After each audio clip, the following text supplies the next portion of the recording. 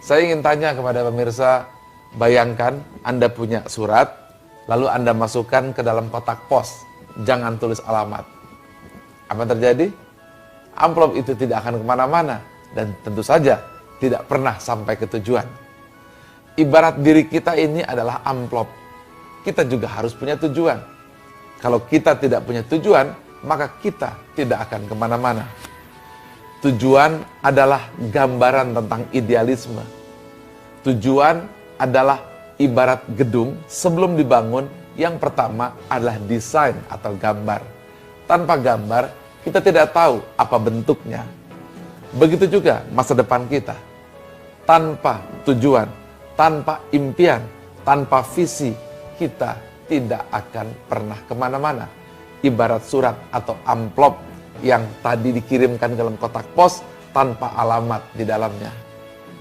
Saya ingin sampaikan kepada Anda kisah tentang seorang pemuda 22 tahun yang mampu mengalahkan Konstantinopel atau Romawi Timur. 1000 tahun Konstantinopel ini tidak terkalahkan. Lalu apa yang terjadi? Ketika masih kecil, Sultan Muhammad Al-Fatih terus ditanamkan oleh gurunya bahwa engkaulah yang akan mengalahkan Konstantinopel.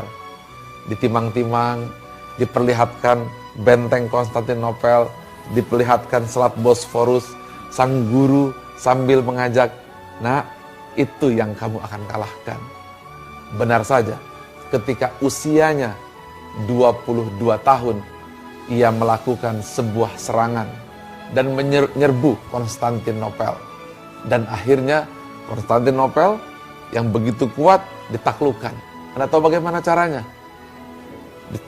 Gempur berkali-kali tidak berhasil, maka langkahnya adalah 72 kapal laut diangkat naik ke sebuah bukit yang disebut dengan Bukit Galata dan diturunkan ke Selat Golden Horn atau Selat Tanduk Emas. Dan 72 kapal laut tersebut dimasukkan ke dalam Selat Golden Horn. Akhirnya Konstantinopel ditaklukkan dan diganti namanya Istanbul. Apa yang bisa Anda dapatkan, para sahabat TSQ? Impian, cita-cita yang penuh dengan keyakinan. Ketika cita-cita itu tergambarkan dan kemudian yakin bahwa itu bisa dilakukan, maka 1000 aral melintang tak akan mampu menghalanginya. Mengapa? Karena dia sudah mewujudkan di dalam alam impian. Visi yang hebat untuk para spiritual samurai harus didasari oleh keyakinan yang kuat menghujam ke dalam bumi. Visi yang kuat adalah visi yang tergambar dengan jelas di depan. Visi yang berhasil adalah visi yang sudah memiliki gambaran yang jelas di masa yang akan datang.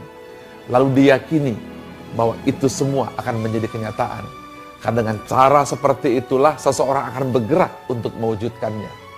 Oleh karena itu, rahasia sejati dari seorang spiritual samurai, pendekar yang tak pernah terkalahkan, adalah visioner, selalu berpikir jauh ke depan.